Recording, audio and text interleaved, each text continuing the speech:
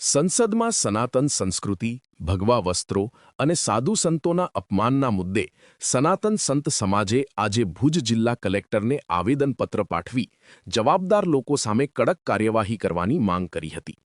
સનાતન સંત સમાજના પ્રતિનિધિઓએ જિલ્લા કલેક્ટર મારફતે રાષ્ટ્રપતિશ્રી અને કેન્દ્ર સરકાર સુધી પોતાની રજૂઆત પહોંચાડવા વિનંતી કરી હતી.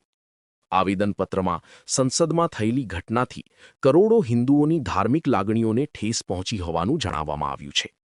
સમાજે જવાબદાર નેતાઓ સામે એફઆઈઆર નોંધવા, તેમની સામે કાયદેસરની કાર્યવાહી હાથ ધરવા તેમજ તેમના સંસદ સભ્યપદ રદ કરવાની માંગ ઉઠાવી હતી. સનાતન સંત સમાજના મહંત મોહનદાસજી મહારાજે જણાવ્યું હતું કે સનાતન ધર્મ, સંત પરંપરા અને ભગવા વસ્ત્રોનું અપમાન કોઈપણ સંજોગોમાં સહન કરવામાં આવશે નહીં. આવેદનપત્ર આપતી વેળાએ સમાજના આગેવાનોએ જણાવ્યું હતું કે જો સરકાર દ્વારા યોગ્ય અને સમયસર કાર્યવાહી નહીં કરવામાં આવે તો આગામી સમયમાં દેશવ્યાપી જનજાગૃતિ અભિયાન, કાનૂની કાર્યવાહી અને આંદોલનનો માર્ગ અપનાવવામાં આવશે.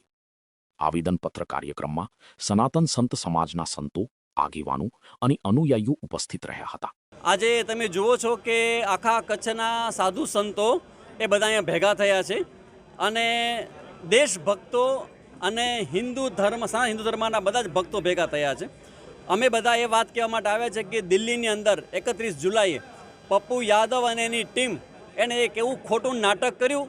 સંસદ ભવનની સામે ભગવા વસ્ત્ર પહેર્યા અને ભગવાન રામનું ચિત્ર એના હાથમાં રાખ્યું અને જે કંઈ ભગવાન પાસે પૈસા ધર્યા હતા એ બધા પોતાના ખિસ્સામાં મારતા મારતા ઊભા થયા અને હસી પડ્યા.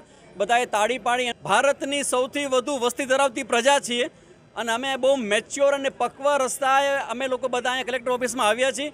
કલેક્ટરશ્રી પણ પોતાની મિટિંગમાં જરા બિઝી હતા અને અમારા આગ્રહને વશ થઈને ચાલુ મિટિંગમાં અમે એની પાસે પહોંચ્યા હતા અને અમારું આવેદનપત્ર મેં સ્વીકાર્યું હતું અને અમારી ભાવના અમે વ્યક્ત કરી કે જો કોઈ વ્યક્તિ આવા હિન્દુ ધર્મ ઉપર, સનાતન ધર્મ ઉપર, કેમ કે ભગવો એ આપણે ત્યાં ભગવાન કહેવામાં આવે છે.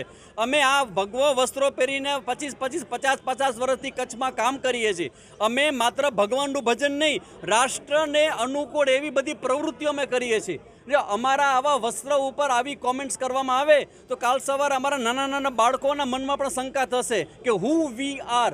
મારો પ્રશ્ન છે કે સ્વામી વિવેકાનંદ અને શંકરાચાર્યની ભૂમિ ઉપર સાધુ સંતો ઉપર આવા હુમલા થાય અને જો કાંઈ જ કરવામાં ના આવે. થોડા સમય પહેલાં તમિલનાડુની અંદર એવા એક સ્ટાલિન જે છે એના ઉપર એક એફઆરઆઈ ફાટી, એક સ્ટેટમેન્ટ એને કોઈ હિરોઈન વિશે, તૃષા વિશે કહ્યું અને તરત જ એફઆરઆઈ ફાટી અને જેલમાં જવું પડ્યું, ફરી પાછા બહાર નીકળ્યા છે. તો અમારા બધાનો આગ્રહ છે કે જે કોઈ આ પપ્પુ યાદવ અને ટીમ જેણે કાંઈ કૃત્ય કર્યું છે એના ઉપર એફઆરઆઈ ફાટે અને બધા જ ઉપર જે કાંઈ લીગલી કાર્યવાહી થાય અને સમાજમાં એક મેસેજ જાય કે સનાતન હિન્દુ ધર્મ હવે જાગ્યો છે અને જાગતો રહેશે.